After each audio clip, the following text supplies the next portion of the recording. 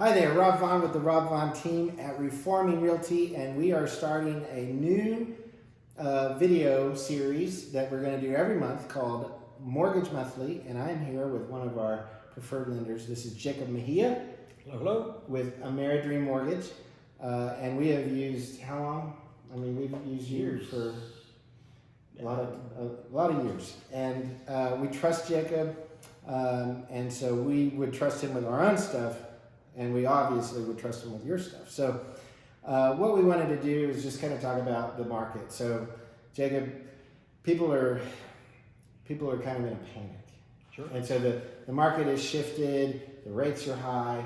The rates were like, I mean, I think I remember one time seeing 2.99, right? Sure. You know? And sure. so we've gone from 3%, 3.5%, 4%. Now we're at like 7%. Yeah. And so right around 7. So in our current situation, if people are freaking out over rate, are they worried about the right thing or are they worried about the wrong thing?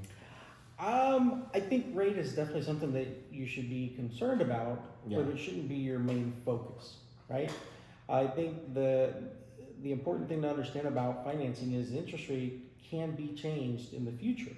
Yeah. We can always refinance you for savings when the market improves and effectively improve your monthly payment and your total debt load going forward. Yeah. But so then why? So just wait. Just wait for the rate to go down. Well, so that's one way to look at it, but I think that waiting can also cost you money, right? Because if you purchase your home today, you've set your purchase price, and we can improve your interest rate later, right? So you get savings at a later time. But by purchasing today, you start building equity in your home, right? Just by owning the property. Yeah. So hypothetically, somebody buys today. Yeah, they have a 7% interest rate, but right now we're still seeing prices go up. Right. And are we expecting a crash like a 2008? I don't see a crash coming in the near future. Right. I think we've got plenty of demand out there. We've got this millennial generation that we were talking about earlier that is coming of age and they're starting to buy houses, and so that demographic there will continue to create that demand. So we'll have a good balance of supply and demand. You said that the millennial generation is it's bigger than the boomer. It's the largest generation since the baby boomers, and actually larger than the baby boomer generation for sure. Yeah. So because it's so large, and that's a incoming buyer, pool, right? Pool. Thank you. Yep. There's going to be a demand on the market to kind of potentially even push us back into a seller's market at some point. Yeah, there'll be a healthy demand. Yeah. So if we do get a surplus of properties coming to market, it'll be balanced, right? Yeah. You got lots of houses for sale. We got lots of buyers, so an even playing field for them. Okay. So that's why I don't see a housing crash looming like a lot of people tend to speculate. And one of the reasons was because of the millennial market.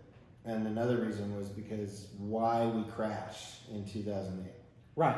Fog and mirror, get a house. Yeah, correct. Yeah. I mean, loose lending guidelines, irresponsible lending and irresponsible consuming, because it takes two to tango. Yeah. They made movies about it. Yeah. Great, good movie.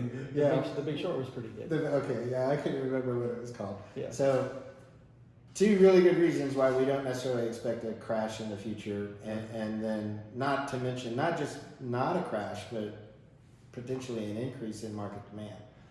Right. And so with that being said, we don't expect prices to go down, and so even if you're paying a 7% interest rate, it's a whole lot better to get into the market and buy that house than it is to sit outside of the market. Right. And well, it's like any rent is 100% interest, right? Yeah. So home buying is, if you look at it from an investment perspective, you make your money when you sell. Not, excuse me, I said that wrong. You make your money when you buy, not when you sell. Right. So buy today at today's price, and just because it's an appreciating asset year over year, the value will increase of your asset. Yeah. Right. So if you buy today, you've set your starting your starting price, you're building equity just by owning the property, and then the interest rate can be improved to increase at which pace you're building that equity later. So you had given a scenario. So let's say somebody buys a $400,000 house just today, Right. and in a year, prices increase maybe. I think on average is 20,000. so on average I think is really right around 10% increases year over year. But let's say it's only 5% increase. A $400,000 house today at a 5% increase is going to be worth $420 next year. Yeah. Right. If it goes up the full 10%, you're at $40,000 equity growth. Right. Just because you owned it. 2 years from now, that same house is valued at $484. Yeah. Right. So you just made $84,000 just because you owned it. Right. Right. Now, if you waited, because hey, in 2 years, let's say the rate's 5% or less, 4%. Right. and now you're great. I finally got the rate I was waiting on. You get into the market. That same house that cost $400,000 today is now $480,000. Correct. And your rate's higher. Your rate's lower, but your payment's higher.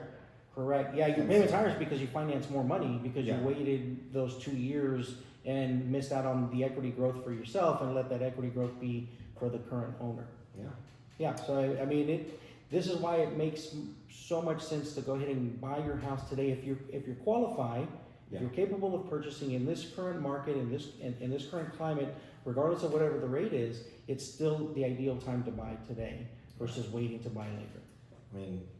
I'm a little biased, but I think owning is always better than renting. So, Well, like you said earlier too, right? If you're a renter, the reality there is if you look at it from an interest rate standpoint, as a renter, you're not building any equity for yourself because you're paying 100% interest in that housing expense. Right. So if the qualifying rate today, let's say it's 6.5%, 7%, whatever you qualify for, that's 90+% better than renting.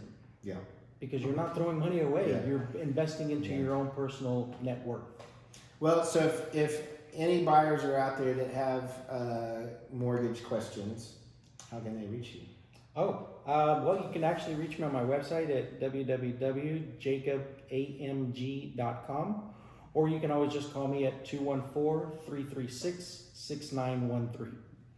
So Jacob is really good at talking to people on the phone. So one of the things we like about Jacob is he sees problems on the horizon, deals with them before they come, not once they come. And so we've always appreciated that, and talking people off the ledge. Thank you. Yeah. We've had some doozies. Yeah, that's why Jamie is one of our team members, and she's like, that's why I need you in my life, Rob. You talk me off the ledge. So, very good. Well, thanks, Jacob. Yep. Do the handshake. Yes, sir. And she could turn it off now.